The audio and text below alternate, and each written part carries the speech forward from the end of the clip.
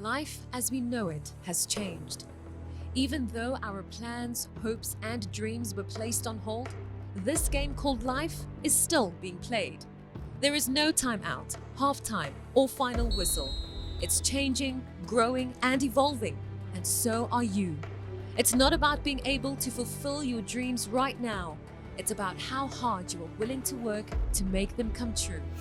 And although we are apart, we are still playing a part together.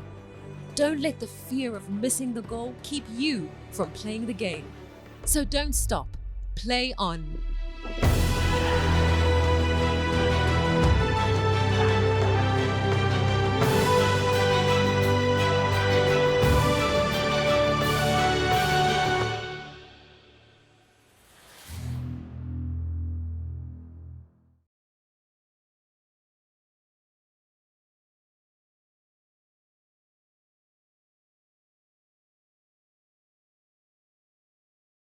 Hi everybody, my name is David Tsime.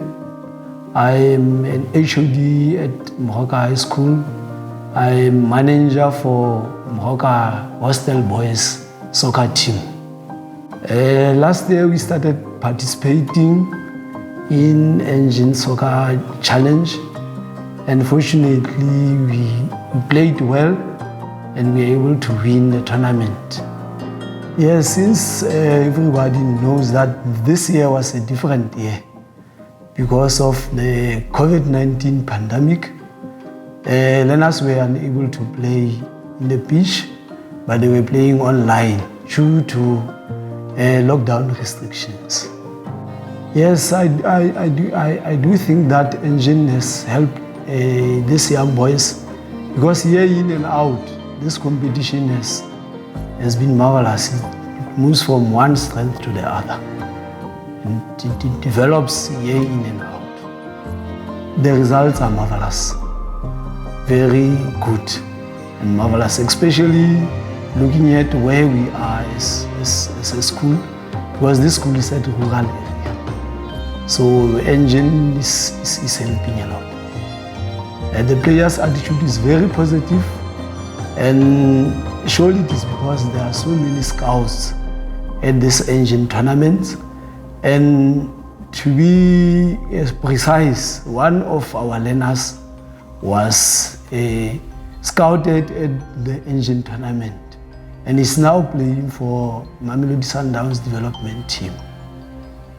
As Moroka Hostel, we are grateful for webinar sessions, because the webinar session is empowering young coaches as well as our players. Former professional players like Khumalo and Fredericks are also helping players as well as coaches and the community at large. I'd like to thank Engen for allowing us to be part of this competition. Even if this year the competition is not going to be played in the pitch, but online. But it's a new thing and a very nice thing, because I could see that my players as well as my coach were so excited. And like I said before, that being a school from the rural area, it's an advantage for the outside world to see capabilities that are there in the rural areas. So from the bottom of my heart, I'd like to thank Engen. Thank you very much. Okay, good day guys, and thank you very much for joining us today for the fourth of 6 episodes of the Engen Play On webinar.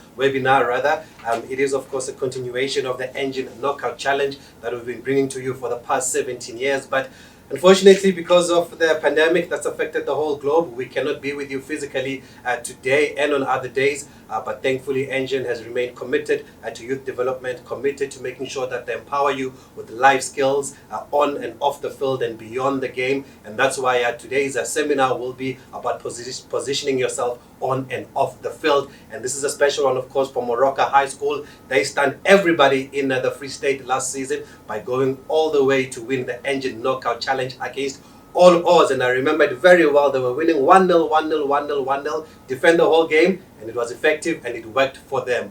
So hopefully we will see more of Morocco High School going forward. It's nice to mix it up with the so-called unknown schools or unknown teams when they play with the big boys, and we saw that anything is possible on the field of play. So we are joining you virtually today, as of course for the rest of the couple of weeks that we'll be doing these webinars. But today's session is specifically focusing on positioning yourself on and off the field. And my name is Thabiso Mosia. I've been MC of the Engen Knockout Challenge for the past few years. It's always a privilege and an honor to be here. And whether we can be together physically, but I'm glad that the show must go on and we're together virtually. And it's important that you learn, you take the skills in that we teach you today, and you adapt on and off the field, and you make sure that you use them positively. It starts now, guys. It doesn't start when you've stopped playing. It doesn't start when you've signed for a professional team. It starts right now in your school, in your club, wherever you're playing. Please make sure that you take these lessons to heart and you apply them going forward. And we need you to pay attention, please, because there will be a Q&A session after this. So we'll be asking some questions. We've got some prizes to give away. There'll be a quiz. So it's important that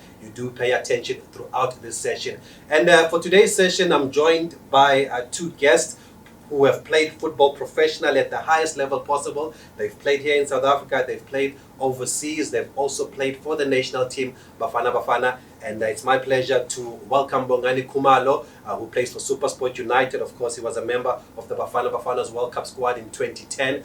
He also went to Tottenham Hotspur, that's where he played his football, and as well as a number of clubs around England and also in Greece. And another man that played overseas is Stanton Fredericks, is also here with us, having also played in Russia, also having played for the two Soweto Giants, Kaizer Chiefs and Orlando Pirates, and of course at Wits University. So he's a man that knows a lot about football. Both the gentlemen obviously know a lot about football and about youth football, of course, because they come from institutions that are known for producing young players and for equipping them with the skills on and off the field at a very young age. And they're going to be presenting to you today some of the lessons that they've learned in their journeys. They're going to be sharing with you. So please make sure that you take notes, not only for the players, of course, but also for the coaches. It's important that we take notes, and even beyond these sessions, we make sure that we implement these lessons that we've learned here. So Bongani is going to start with us, and he's going to give his own session, and he's going to tell us what he wants to talk about. And as we go along, we're going to interact with Bongani, and we'll ask a few questions here and there just to pick his brain,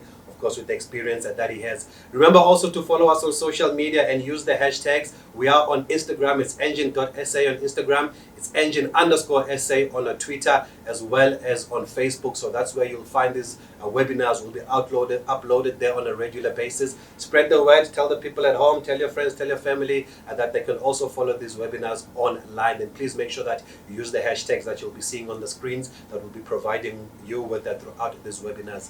But let's get right into it. Today's first session. It is a former Bafana captain, as I mentioned, a member of the World Cup squad in 2010, still going strong with his football. And Bongani Kumalo is here today, and he's going to tell us about his experiences as a footballer. Bongani, thank you for joining us today. It's a pleasure to be with you. Hi, Toby. So great to be here. Thank you. I know you've already shared your presentation with us, but what I saw with your presentation, the first point that you actually made is know why you're playing the game. Why is that, and why is that important to you? Because we think that it's just passion. We can just go out there and showcase our talent and our skill. I think it's very important to be honest with young players and young, and obviously teenagers in the game, because I think, football is one game where, your life can change like that. You can go from, and it happened to me, you go playing with your friends, carrying a plastic bag, and the next thing, you may be in a nice car, playing in front of, thousands of people and so on. So it's important to have a why before you start doing what you're doing, and being aware that the game comes with a lot of things, a lot of distractions.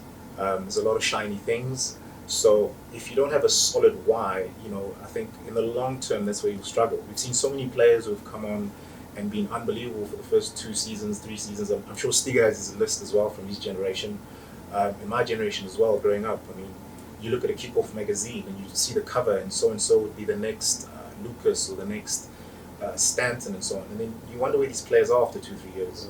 And I just feel that, obviously, life has its challenges, yes.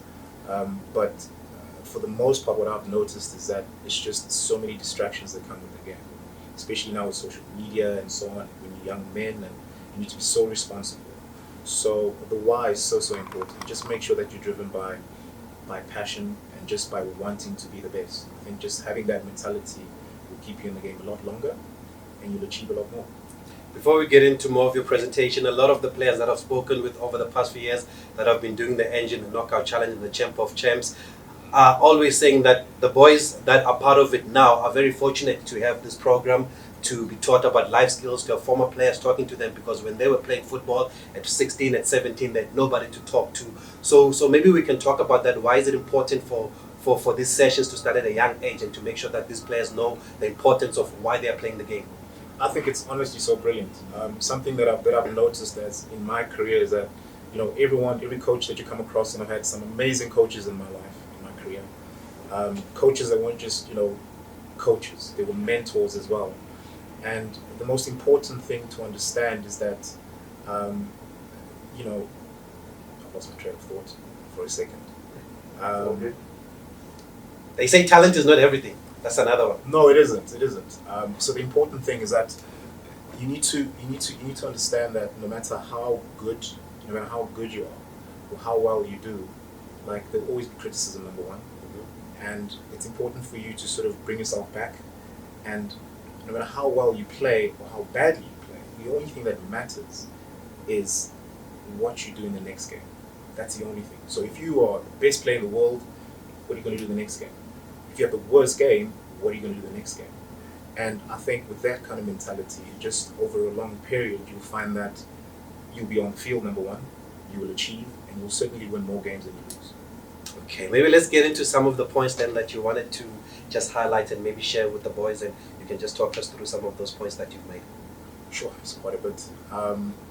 You know, I mean, I think having played, I mean, I just finished now, my 15th season as well, so there's so many things to share, but the most important thing as a young man is again, you know, your why will always be a reminder, you know, no matter how well you do in life.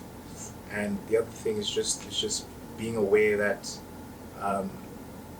not everyone would want to see you succeed. So you literally have to have that fire from within. Whether that'll be inspiration from family, or whether you have a hero you want to emulate. But again, the most important thing is just try to be the best version of yourself every day in training. You'll be surprised just staying behind in training for 10 minutes you'll do for your career, like an extra 10 balls. I played with great players like Dane Clayton who would stay behind and practice free kicks into the box and so on. But you know, on the weekend, people see Dane Clayton score, they're like, oh wow, great. And what I've seen is young players will come onto the field in their game and think that they can just put a ball in the top corner, but they don't see the stuff that happens in the week. And that is the part that's not glamorous. You know, you need to fall in love with what you do when no one is watching.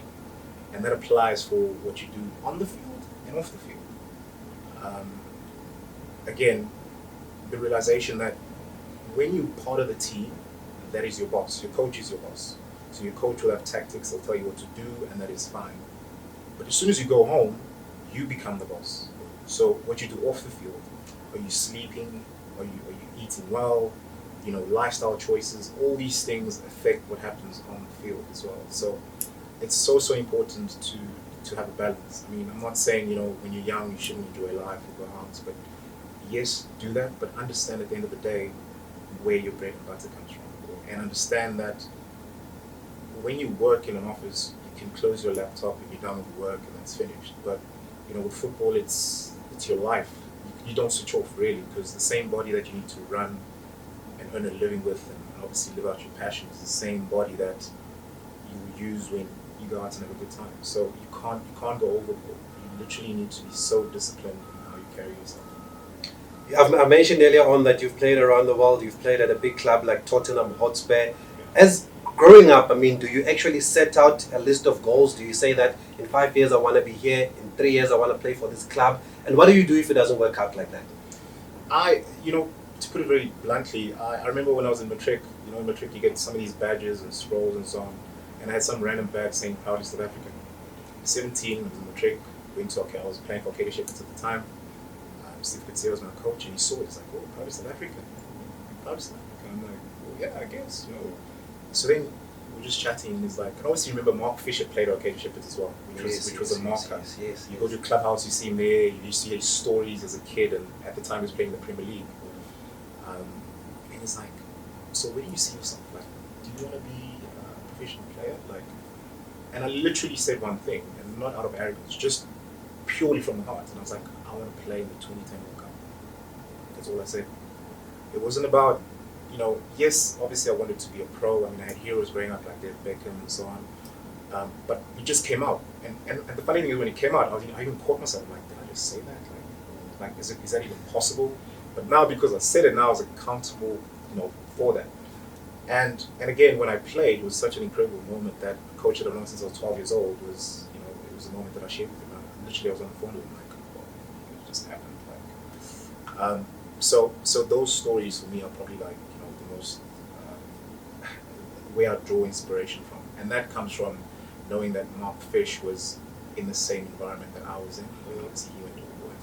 And by the way, guys, the Arcadia Shepherds that Bongani is talking about has played in the Engen Knockout Challenge. They've got a great history in South African football. It's a pity that obviously they haven't reached the heights that they've reached previously. But it's good to see that their youth systems are still up and they're still trying to get back to where they were. So Arcadia Shepherds, we hope to see a lot more of you in the Engen Knockout Challenge. And maybe on that bit of inspiration, Bongani, how special was it to play in the 2010 FIFA World Cup? Because I know a lot of the boys that are taking part in these competitions, obviously the ultimate goal is to play international football or to play in a World Cup. You've played there. I mean, can you just describe it for us? Can you even put it into words?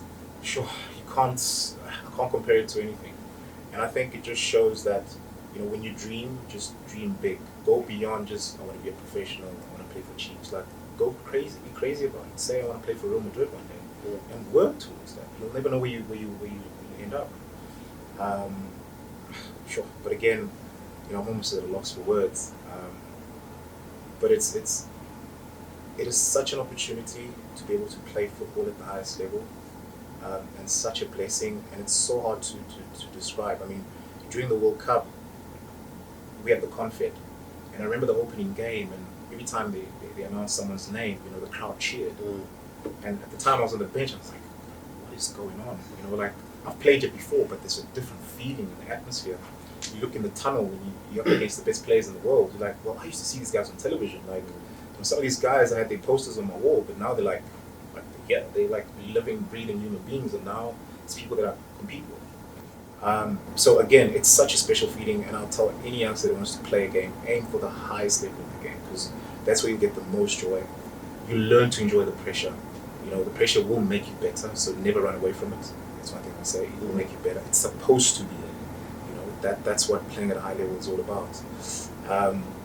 And coming into the opening game, I remember waking up that morning again. Your skin feels different when you wake up. 3 months before the World Cup, everything was a vuvuzela. You bought a bottle of water. It was a soccer ball. I didn't watch football for 3 months before that, just so that I could just try and concentrate on the game and not the occasion.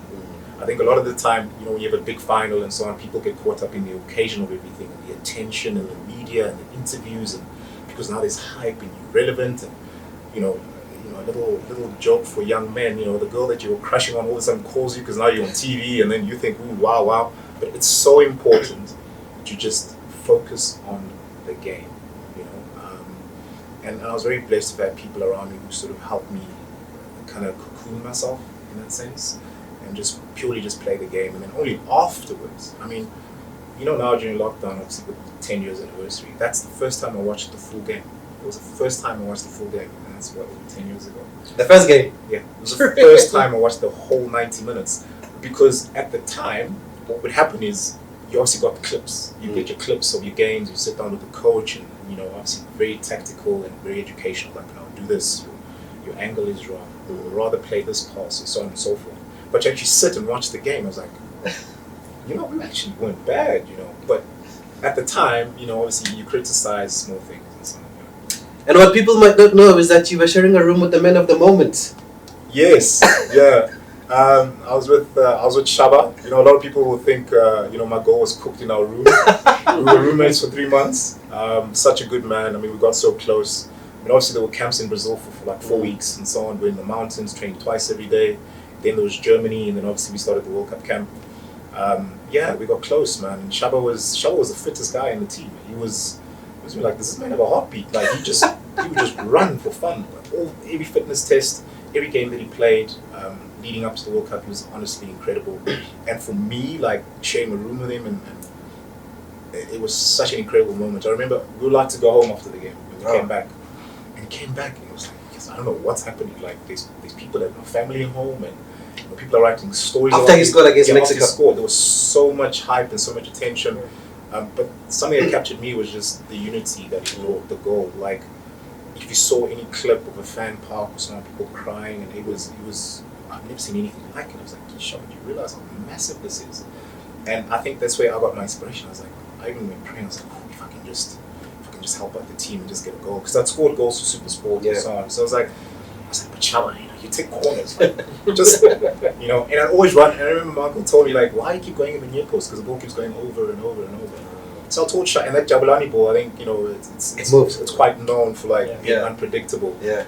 And I told Shah, I was like, bro, just post me on, just. And I remember with that goal, like I literally just strolled sort of late in the box as he was about to take it, and then when he made a run, that's when I started sort of attacking the space. And I just remember running.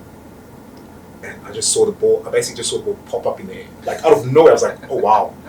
And I took one step, and I was like, "Well, I'm just gonna jump as high as I can." With that one step, I was in the air, and literally, people don't realize this. Yeah, they say it's a header goal. It's not like a bit of a shoulder. But I was in the air. Yeah, it all count. I was in the air hanging, and it dipped. So I tried to sort of dip with it, and I remember falling over, and I saw the ball bouncing across the line. I sort of turned to the ref, and I was like, "Oh no, please don't tell me that's a foul or something." But and I saw him point, and I was just like, you can't explain the feeling. Like you're just not part of the world for 2-3 seconds. Okay, guys, so there you have it. Not only did he play in the World Cup, but he's also a goal scorer at a FIFA World Cup. He's got that goal against France, of course, in the match that Bafana won 2-1. So don't forget that. It might come up in the quiz, who knows. But having said that, Bongani, I mean, it doesn't start at the World Cup. It has to start somewhere. And I guess that's why Engen has this youth tournament to make sure that these boys and girls are used to playing tournament football at a very young age. There's just something that tournament football, I guess, teaches you as you go along in your journey. Totally. I think, competition football is the best. Some of my greatest memories growing up is playing in different tournaments. And this knockout challenge is special in that. It's a great chance for you to sort of birth that competitive energy and spirit. And I think as you get older and progress, the guys that you compete with at this level, obviously the Engen Knockout Challenge, you probably see them a lot later as well. So it's such a great initiative to sort of have it available for young players. Soon after that World Cup, I mean, your career took another upward drive. You went to Tottenham Hotspur. And some of these boys, I mean, in 2 or 3 years, they might be signing overseas contract. We've seen it actually with the Leo Tetani. He was playing Engen Knockout Challenge and Champ of Champs in 2015. They actually won it with Ajax Cape Town. They won 3-0. Now he's at Ajax Amsterdam. You were about 20, if I'm not mistaken, at a young age. I'm not sure how old you were, but how is that adjustment then moving now from South Africa to another country and you are there on your own? I mean, what's key to survive? Sure. I mean, yeah, when I went over, I was about 23. And at the time, I guess I didn't realize how much of a culture shock it was, just in terms of the mentality, the style of play, the weather. I moved mid-season as well, which is in January. I literally went from 30 degrees in South Africa to -2. And in winter, it gets dark at 4:30. Like, you leave your house dark, go into training, and you come back when it's dark as well. So it was very, very different. The first year was very difficult, but again, I think what carried me is that I knew why I wanted to go there. Like, I was curious. I had questions. Like I said, growing up, I used to watch David Beckham. You wonder, what is it like to play there? Like, what is it like to play in front of so many people? World stage. I mean, the Premier League is watched all over the world. But yeah, I think what kept me going is that, and I'm a man of faith. I do pray. Personally, it has helped me. I've had great support from family and friends. But again, it's just your own personal reason as to why you want to play the game that keeps you going. Talking about that, you also suffered a lot of injuries in your career, and it's something that happens in football. It can happen at a young age. It can happen when you are in the professional team. It's part of the game, as they say. But how do you deal mentally with the injuries and the setbacks that you suffer? You got to remain positive. I mean, regardless of how bad the injury is, it's just important to just understand that it will happen, unfortunately. Um, so when it happens, it's number one, you need to just rest, do what needs to be done, whether it's icing, God forbid it's an operation, get it done. The most important part is the rehab. I think mentally that will push you as well. That will challenge you, because you wake up one day and you feel like, oh, I can play tomorrow. You wake up some days and you're thinking, I'll never play again. So the roller coaster of emotions is really intense. And I've had a variety of injuries since I was young. And I think the saying goes over a long time. I think Steve will also test this. You hardly play at 100%. There's always a knock or a pain or something. And you just, especially defenders. Yeah, you play right through it. You got to take the knocks. So you got to have a high pain threshold and just it's 90 minutes of pure focus. After that, you can cry and nurse yourself as much as you want.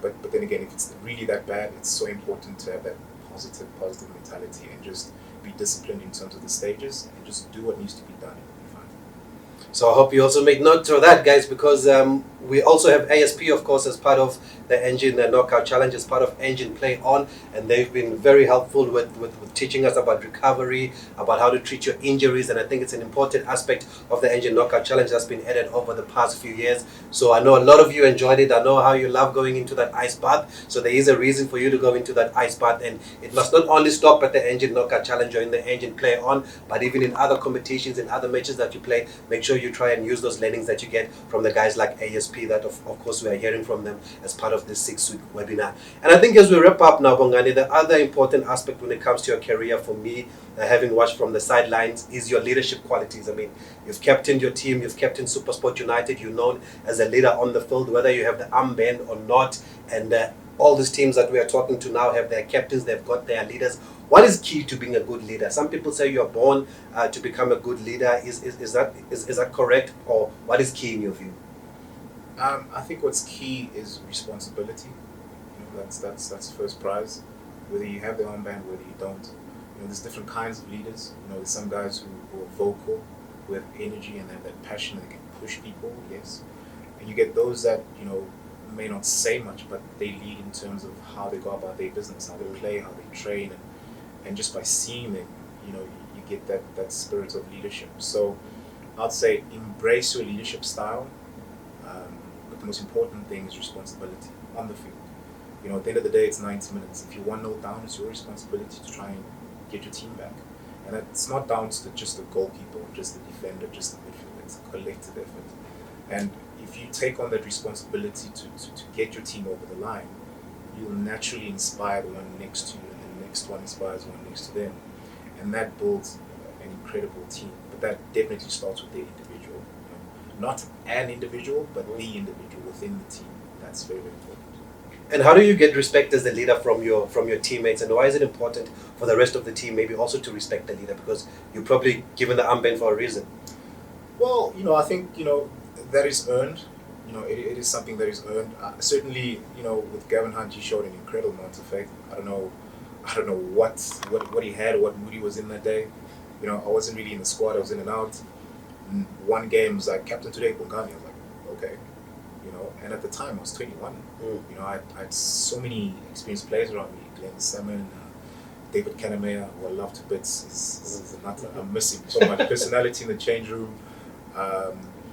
So many experienced players, but I was given that responsibility. That's what it was. It wasn't, oh, there's the armband, go shine or go lead. It was responsibility, and I think for me, it's probably one of the greatest things that's happened in my career, because it kind of got me out of my shell.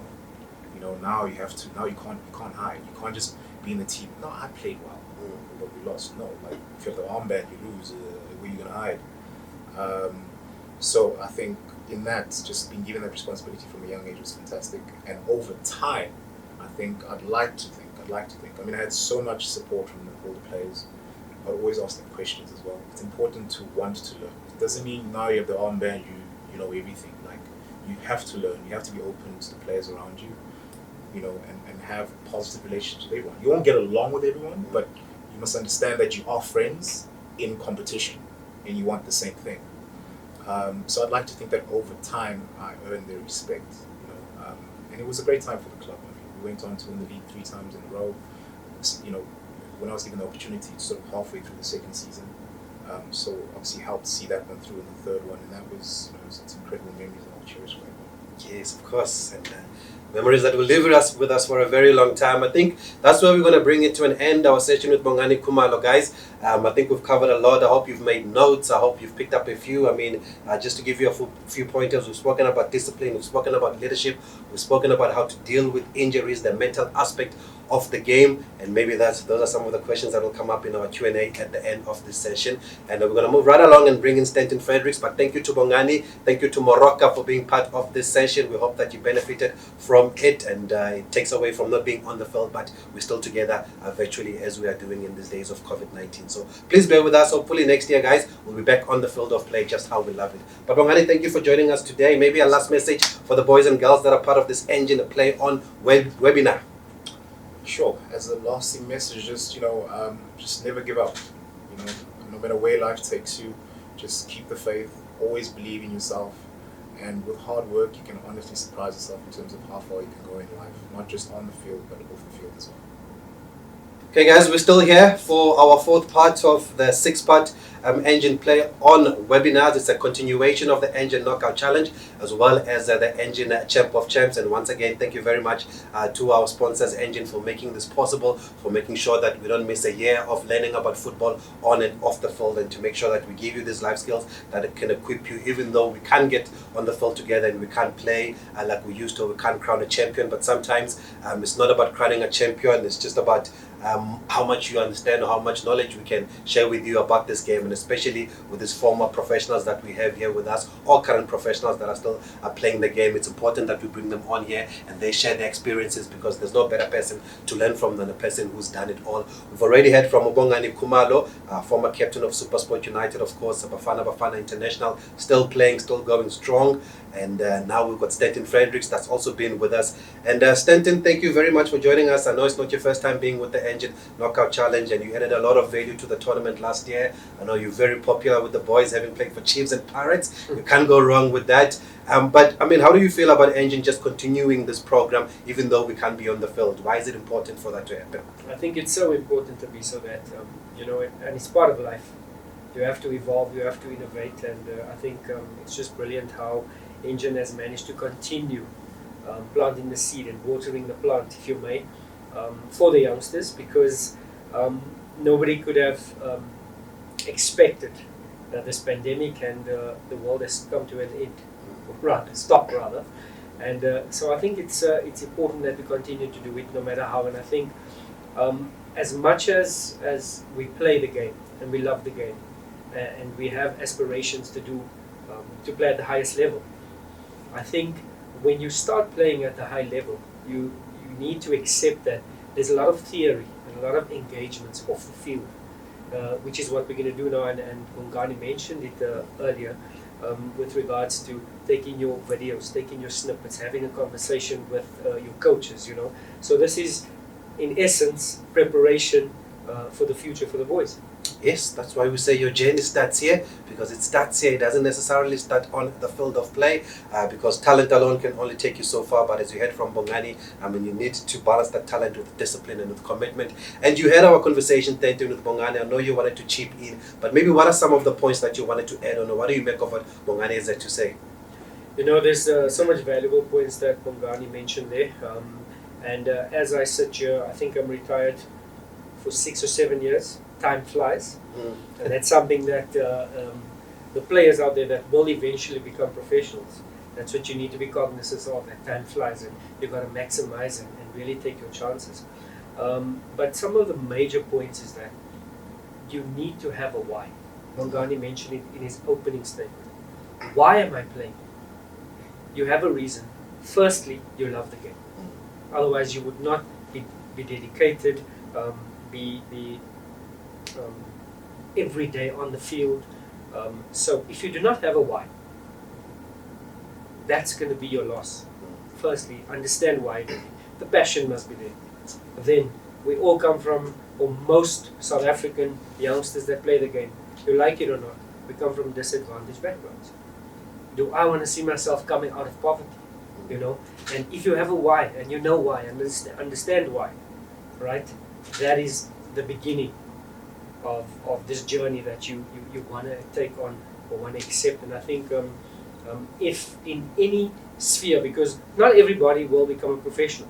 You know, I've seen so much talented boys being part of this tournament that one or two will make it, and that's the sad reality. What happens to the rest of you? You know, so have a why, and if football is not going to be the answer, and this is the reality that needs to be accepted out there. You know, how am I going to continue being a better person or answer my why? You know, and we'll get into those facts a bit later. Is the dedication, the timekeeping, whatever commitment you show to the game. If you utilize that in a different space, success is inevitable. I know you talk about being a professional 24 hours a day, right through. What exactly do you mean by that? Bongani mentioned something again. There's a balance. You have to have a balance on and off the field. And we speak about having a professional career on and off the pitch. And that is about the balance. There's a lot of distractions that comes along with becoming a professional. You get the money, you get the girls, you get the parties, you get the friends that you never had. And it's so important that you balance it, because I sit here now retired and I look back at my career. Bongani's played 15 years, I had a 17-year career. And I'm sure he's going to surpass it because you could just see his physique at his age and how your commitment to the game is there. So what I'm trying to say is that if you are not a 24-hour professional, meaning you train, are you going home to recover? Or are you going to go to the mall with your friends? I'm speaking about reality because I've lived this. I've trained. You want to put on your new threads. You want to show people you're out there. You've got a new vehicle. That is not being a 24-hour professional. A 24-hour professional is training, recovery, eating right, going and resting. You know, there will be time to socialize with your friends. You know, but you got to balance everything. Then comes the girls and the attention and the sponsors. And you're gonna the higher level you play, there will be more demand for you. How do you manage that? Because too much of anything is not good. So it's important that you become a 24-hour professional. You balance your life, and your main focus is what I always say is between the four lines. Distractions will be there, but become a 24-hour professional, and that will see you playing for 15 years for your national team in Europe, for different clubs, captaining your club. Not everybody's a captain, but like we say, you can be a leader, be your own leader, you know. So that's what I mention when I say 24-hour professional. And is it ever too early to start being a professional? I mean, some will ask, look, me, I'm still at school, I'm in grade 10. Do I really need to look after myself because I haven't signed for a professional club? It's never too early. You know, we spoke about goals. Bongani mentioned having goals. Saying you want to play in the 2010 World Cup. I had my own goal of 2006 because I would have been 26 years old, and I think that's when you're at your prime playing in a World Cup. Bafana never qualified for the 2006 Germany. Yeah. But that being that, if you do not dream, like Bongani says, let your dreams scare you. It's not about playing for Kaizer Chiefs, playing for Orlando Pirates, no disrespect. It's playing at the highest level possible. It's the World Cup, it's the Champions League, and if you have to start in your own country, then so be it. You know, but let your dreams scare you. Tell yourself, I want to score a hat-trick in the derby. You know, so it's never too early to start dreaming. You start dreaming when you're 6-7 years old. So when you speak about the Engen, we have boys that's 16, 17 years old, and you should have your dreams already. And you're going to come up against the best in the country. That's the opportunity that Engen has afforded you, and you're going to give it your best shot. And when you fail, or you don't win, or you don't make the starting 11, that must not disturb you from your goal. You know, so I think that those are the fundamentals that is definitely something that a player needs. You must set goals, and it's never too early. And by the way, guys, if you do need some inspiration, it's something that I forgot to mention earlier on in our conversation with Bongani, that Teboho Mokoena and Sipho Mbule, we saw them playing in this tournament in 2016. They were playing for Harmony Academy from the Free State, and I think Teboho was player of the tournament or something like that. He was wearing jersey number 15, and now they are teammates of Bongani at Supersport United. So it shows you what can happen in a couple of years, that it is possible, and this is the tournament where you need to start playing. This is a tournament that can actually start your journey and make your dreams come true. And that's exactly the point that I'm trying to make with the fact that Mbule and Mukwena are now teammates of Bongani Kumalo at Supersport United. I mean, it's unbelievable. Do you want to add anything to that? Yeah. Now that I've mentioned Mbule and Tebo. Yeah, they're like my kids at the club. Enormous talent. I think Debs has had an incredible couple of years for the club. Seapo's is sort of this season he's come on and he's done well for us. Again, incredible ability. They do things I can't dream of doing on the ball. So I don't even tell them what to do on the ball. That's for the coach and for their talent. But for me, I just try again, just the man, just try and help the man out and make sure that their head is right and they know what to expect. It's important to tell young players that if you do well, this will happen, this will come. Looking at Debs now, great 2 seasons. I told him straight, I'm like, Debs, you've got all the ability. Now it's responsibility. Lead us. Take this team and take us forward. It's not about, there's nothing wrong with being a big player, because you will have that responsibility. And with that responsibility, you will never get ahead of yourself. And I'm so proud to have seen him play now with in the bubble. He played all the games and he plays tucked in and running, and he's been grafting, he's tackling, he's a great player on the ball, but he's learned to love the ugly parts as well, the tackling, the heading, covering people, and that I think will take him basically where he wants to go. And those free kicks that he's scoring now, we've been seeing them at the Engen Knockout Challenge, those long-range free kicks that Teboho Mokoena is now known for. He's also a brand of the field now, because we're seeing him do a couple of adverts here and there, so he's really done well for himself, and I think it's thanks to this initiative and the development that he got from Harmony as well as the Engen Knockout Challenge. But Stiga, just back to you, I mean, I've been listening to you talk, you've mentioned 2 key words, career and professional. Somebody might sit there and say, me, I'm just passionate about football, it's just a hobby, I just want to go there and play. But you keep using career and professional. Why is it important to understand, or maybe you can make us understand why it's important to treat football like a career? I'll tell you what, to be so, because the second time I went to Europe, I went to Russia. Yeah. And you can understand that Russians are very, they're very new to a democratic society. So it's a communist country, and the work ethic is very high. All right, and I've come to understand that in Europe it's the same thing.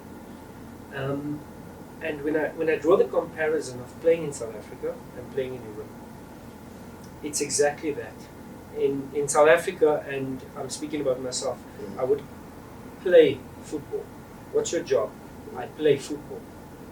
That alone is incorrect. Oh. Football is your job. You don't play around with your job. That's the question. I don't play football. Football is my job. And that's the difference, and Bongani will let you know, because it's part of our culture that at training, at a professional level, we come and we have fun. And if the training isn't fun, the coach is boring. So that mentality is the wrong mentality to have. And you've come to understand it when you go overseas. When you play in Europe. When you come to training, yes, there's camaraderie, you have friendship, but the minute we put on our boots and we go there, you switch something on. I'm going to work. I'm going to train, because how I train is how I play. How well I train and how well I play will determine how long a career I will have. So that switch of saying I don't play football. Football is my job, and I think that distinction will already let the boys have a different concept of why you are a professional football player. Talking about playing in Russia, and I can imagine I've heard the stories of people going to play in Russia, but how mentally, how did you cope playing in Russia, and how did you survive, and how do you deal with the challenges that you face in a foreign country? It's cold, and the only thing you can drink is probably vodka, but how do you deal with that? You only drink vodka. I'm joking.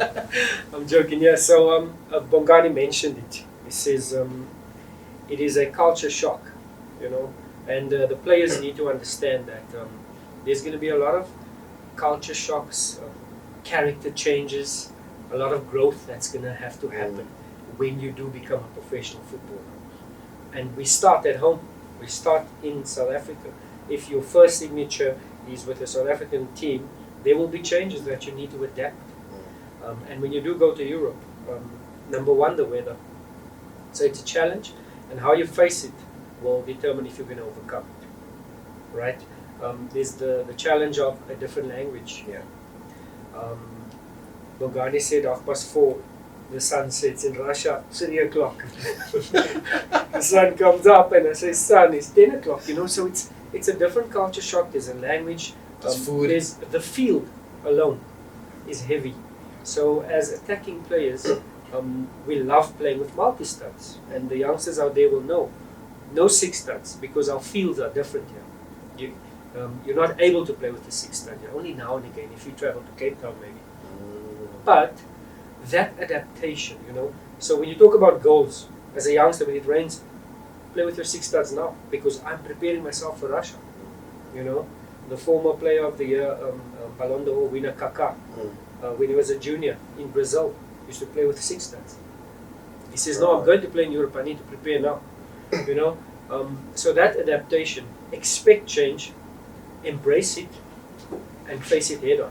And after a year or 6 months or let's say a year and a half, it becomes your home, you know. So expect change, embrace it. It's going to be there, especially if you do become a professional football player. The challenges it's automatic. There's a huge difference with playing in Russia and you are unknown and you're from South Africa, and playing for a Kaizer Chiefs here in South Africa, where you are probably even the position that you play, you get a lot of attention.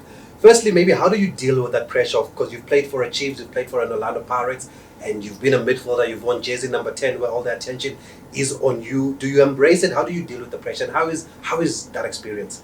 You know, it's a very difficult aspect to manage, because Bongani speaks about you have to surround yourself and close off a little bit, you know, and forget about the distractions. But looking beyond football, you know, I think some of the mistakes that we as footballers do is and you kind of have to do it, is you live in a bubble. Mm-hmm. Because you live in a bubble, opportunities don't come your way. And I want to make reference to life whilst playing and thereafter, you know. And when you play for Kaizer Chiefs or Orlando Pirates, you become a brand. When you sign for any other team, not only the big teams, you're signing a responsibility that you need to project out there. You know, your family will be in the spotlight. Your friends become in the spotlight, and how you behave has an impact on you as a brand and your family's surname and the people around. You know, so besides the football, just being regarded or next to the brand itself, you now need to manage yourself. You need to accept the responsibility. You're a professional footballer, you're playing for a big team, and you need to behave accordingly, you know. And that brings me to a different space that I never really had to worry about whilst playing, is social media. Yeah. But I've now seen that when the followers grow, it gives you an opportunity to represent brands. So how you behave throughout your career is going to determine your lifespan within football past your playing career. And if you just look at Bongani now, he's coming to the end of his career, and the brands will start associating themselves with him. But that is because of the behavior. Are you in the paper for the wrong reasons? Are you fighting with your coaches? There's a way of discussing a disagreement with your coach.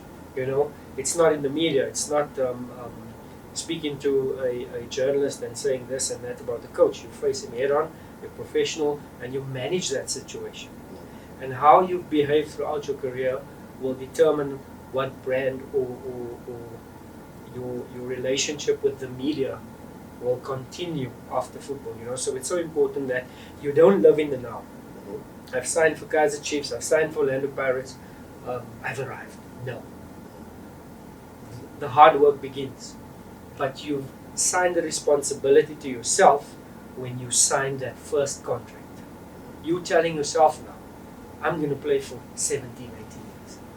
I'm going to be the 24-hour professional. You know, I'm going to do the best that I can do, because it's not for me. Why am I doing this? it's for my family, you know. So those are the things that you need to consider when you are jumping into signing for the likes of Kaizer Chiefs and Orlando Pirates. You're signing a contract with yourself. I guess it goes back to what we're talking about, that talent alone is not everything. It can only take you to a certain level. Talent alone is 10%, you know, it's cliche. People say Yeah. say it, but I think I'm here to let you know that it is a reality.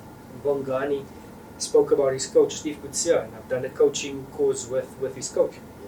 And the first name he mentioned, he says Bongani. Not a natural, gifted player. By no means. He says, but where did he play? Where did he play, Stan? Did he play for his country? Did he captain his country? Yes. Did he play for a top 4 team in the UK? Yes. And that is hard work. That is dedication. That is managing the injuries you spoke about. You know, that is keeping a level head. That is minimizing the distractions. But the distractions will be there. And you have to pay yourself back when you work hard. You have to go buy that car, buy your mom the house. You know, manage the distractions. And your talent alone will not do that. It's the hard work and the dedication. Well, I'm glad you said that about Bongani not being the most talented player, because I didn't want to say it myself. Well, there's a few strikers that will feel it. Yes, I didn't want to say it myself, but that's always the argument that they say the most talented are not the ones that go far. I mean, people make an example of an Aaron Mokoena. They'll say he was less talented than everybody else, but he went on to play 100 times for Bafana. He went to go captain Blackburn, Portsmouth, played in Germany and played in Holland, and I think that just shows you how far you can go if you manage your life on and off the field. And on that note, Stanton, I mean, you were probably one of the most creative, one of the most skillful, talented players. That's why you could play for a Chiefs and Pirates and wear a jersey number 10. But now, how do you deal with a coach that probably doesn't, not like the way you play, but probably wants to guide you to be more effective and you just used to doing shibobos and samayas? How do you adapt maybe to different coaching styles? It's something that you have to do if you're going to play at the highest level. You got to play to instructions, you know. And the game has evolved. So when I was playing, you would have your number 10, and he's the playmaker, and he's often protected. So you don't do the dirty work. You stay there, you pick it up, you make us stick, you make us play. And we call him the luxury player. But the game has evolved, and there's no longer space for a man that doesn't work. You know, and I say this, and whenever given an opportunity, I share this. If you are not able to play to instructions, your lifespan as a player won't last for very long. I shared this with the youngster Sibusiso Vilakazi, a very talented player. In South Africa, we're blessed with skill in abundance. But can you play to instructions? So we get a Spanish coach, Antonio Habas. And he's not impressed with Vilakazi because he wants him to play one touch. And I call Vilakazi to the side after training because I know he's the best player that Wits has currently. And immense potential. And I say, Villa, if you do not learn how to play a different brand or play to instruction, you're going to lose an opportunity to learn. You know, you're going to lose an opportunity to play at a higher level. Because if you go to the national team, there will be a different coach. So you need to adapt and play to instruction. Even though this is not your type of football, you have to adapt. And if you master the basics in South Africa and you go on a trial overseas, if you do not know the basics, if you cannot play to instruction, you will not make it. You know. So it's so important to understand that yes, I might have one coach growing up in the Kasi, and he's told me what to do. He understands my play, and this is the way I play. It is incorrect. Because you're going to come up with a Mushine Tugro. You're going to come with a Gavin Hunt that has a different philosophy. You will make it to the national team, and there will be a foreign coach that will want you to sit deep and behave differently tactically. So it is so important that you are able to play under instruction. And I just want to bring this to a bigger picture about football and how the tools that you learn whilst playing can benefit you post-football career. So with football, we need to accept and understand. And it's actually a chip on your shoulder, or a tap on your shoulder to say, in the professional football environment, I learn how to take instructions. I learn how to work well within a team. You know, I learn how to deal with disappointments, because we tested game by game by game. You're as good as your last game. You're as good as your last season. You've last scored a goal. You scored a hat trick. When last did you score a hat trick? So we are constantly under pressure, and we are able to manage that pressure. You know, and you learn time management. What time do we need to be here for a meeting? If the meeting is at 10, you get there at 9:45. You know, so if you take those tools and you apply that in a working environment, success will follow. So that is what us as players, even if you haven't played at a professional level, that is what your coaches is teaching you now. Play in a team, be on time, work ethic, you know, and if you do not become a professional, you then use those tools in the corporate environment or whatever environment you're going to go into. Success is inevitable. And even if you do become a professional, but those skills, if you apply those skills correctly, they just make you a better person and a better man overall. You can't just be a good man because you're just a good footballer. And Bongani mentioned it earlier, and maybe you can share that with us. Is growing up in the professional environment. Somebody needs to teach you how to become a man. Yeah.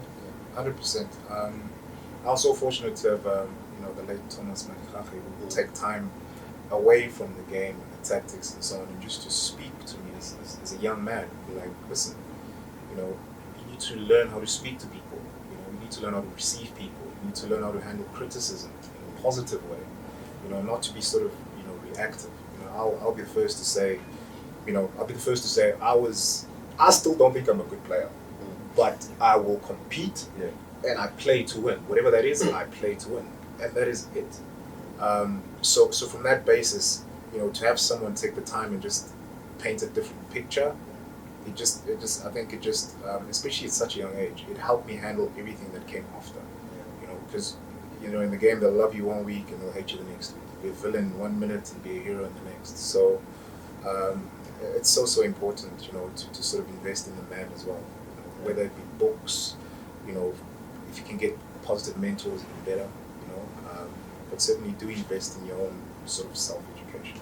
So as you can hear, guys, we keep stressing the point that it's not just good enough just only to be a very good footballer, but there's more that goes into becoming a good footballer. And also, unfortunately or fortunately, when you become a footballer, you actually become a role model, whether you like it or not. It comes with the territory, and people in your communities will look up to you. So as you heard from our guests, it's important that you are responsible on and off the field, and you are a leader in your community, and you're just somebody that the other kids or your other peers can look forward to. And I know I've been saying that there are 6 episodes. There are actually 8 episodes, because remember that this year Engen has added the women's element of it, and girls football will be a big part of the Engen Knockout Challenge going forward, and the Engen Play On webinars going forward.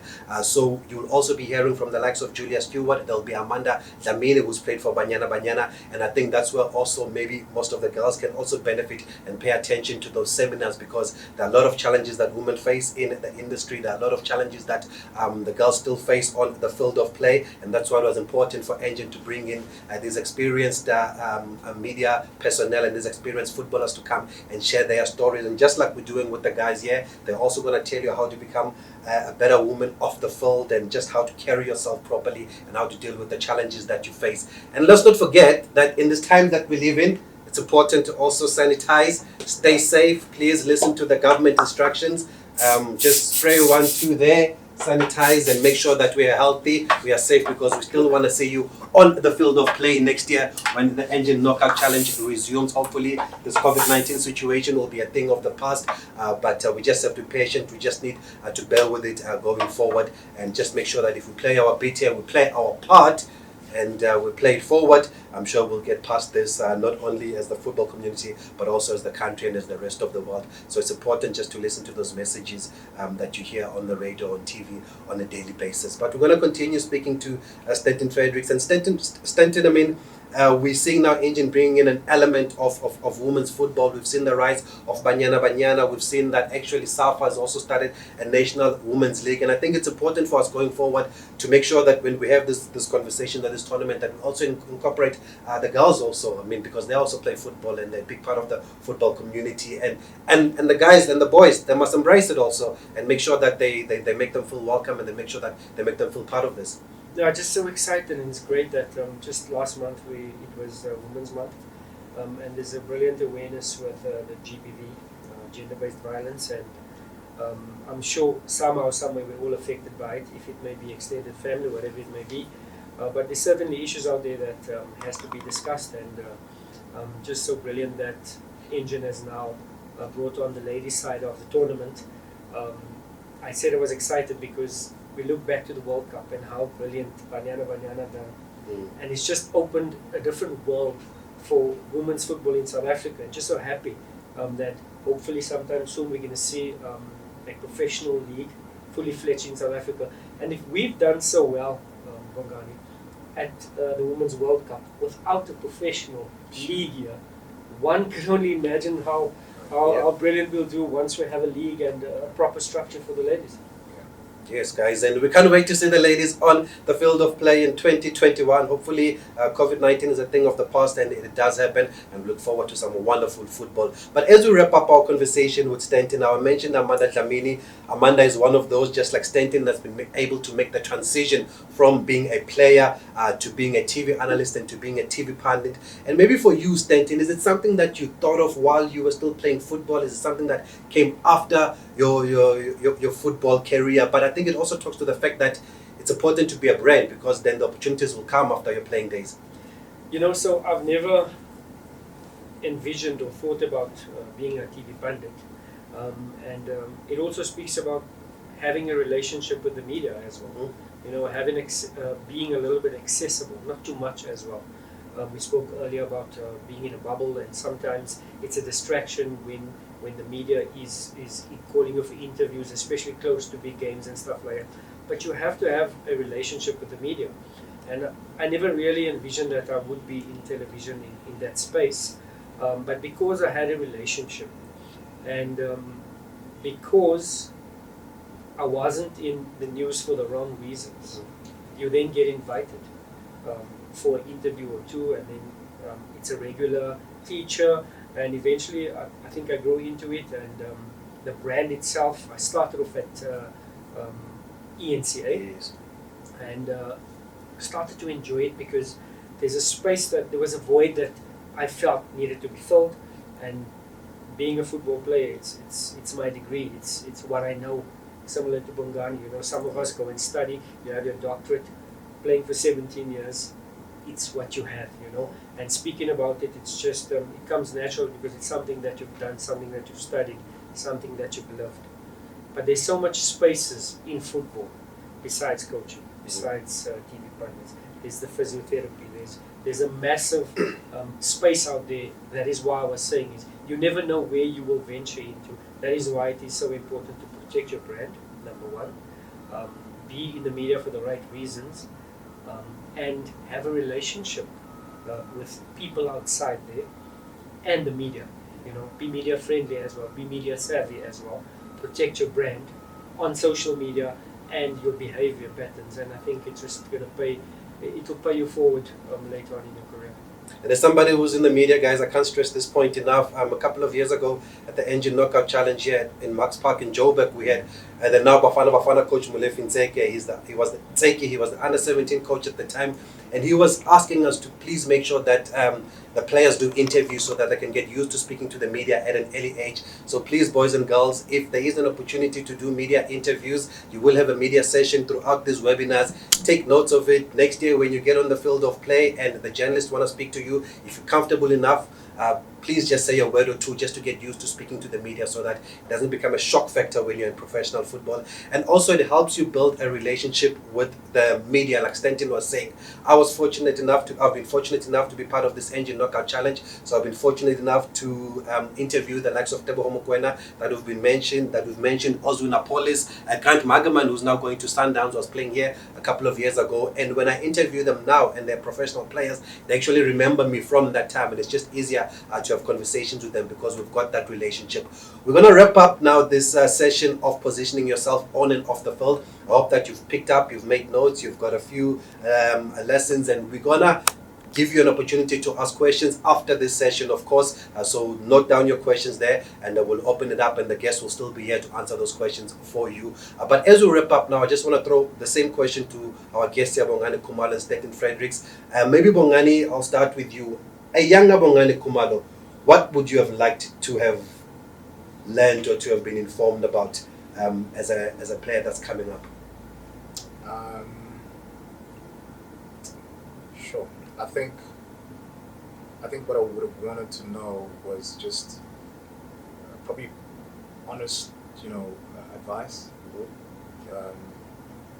When I started, even it was just like, focus. You must focus. Like, what is this focus? Like, what does it mean? One was like, no, you must focus. Like, what is it? So I think it would have been great if I had a bit more detail as to what that entailed. And obviously Stiga touched on the points in terms of lifestyle on off the field, and obviously tactically and those kind of things. I wish someone would have told me that.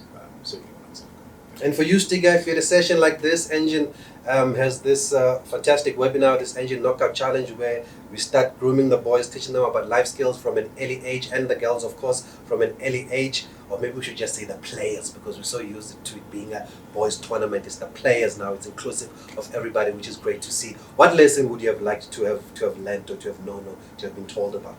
To be sure, as a player, I would have loved to have been given information that as South Africans, we're not the biggest players out there, if you look at the continent. So I needed to be stronger. I could have been stronger. I could have spent so much more time in the gym. My nutrition could have been so much better because you last longer on the field. I had this understanding that because I was skillful, I didn't need to go in the gym. Because you're going to be stronger, your flexibility and dropping the shoulders would go away, and that is a lie. If you look at Cristiano Ronaldo, when he went from Sporting Lisbon to Manchester United, he was this skinny, and you look at him now, he's a specimen of a human being. It's solid, and he's become quicker. His skill hasn't gone away, and it's just become a machine. So if I can make reference to that, especially for South African players, that's very nifty on the ball. If you're going to play at a high level, physicality will be there. How do you protect the ball? There are techniques on protecting the ball, but if you're just not strong enough, playing at a high intensity for a longer time is not possible. It's the physics that I missed out on, And we see this in South Africa, so much small players. Yes, you're small, use your speed, use your skill, but you have to get stronger. And that's something that I could have learned. I would have loved to have learned that earlier.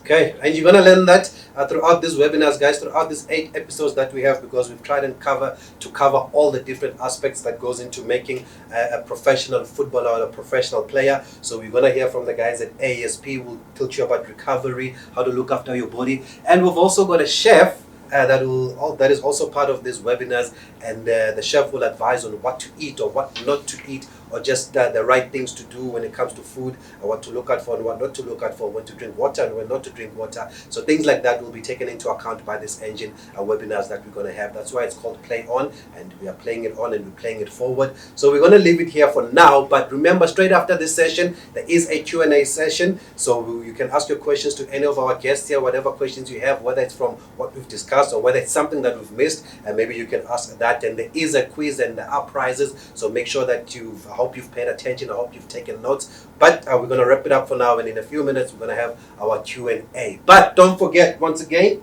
to please sanitize when you get together, when you leave the session, sanitize, stay safe, put on your mask, guys, because we want to see you next year and we want to be part of the Engen Knockout Challenge and play on the field of play. So thank you for joining our webinar today. I hope you've enjoyed the discussions about positioning yourself on and off the field, and I hope that you understand how important it is to be a brand and to be responsible on and off the field, not just on the field of play, but look after yourself off the field of play, because there's a lot that goes into account.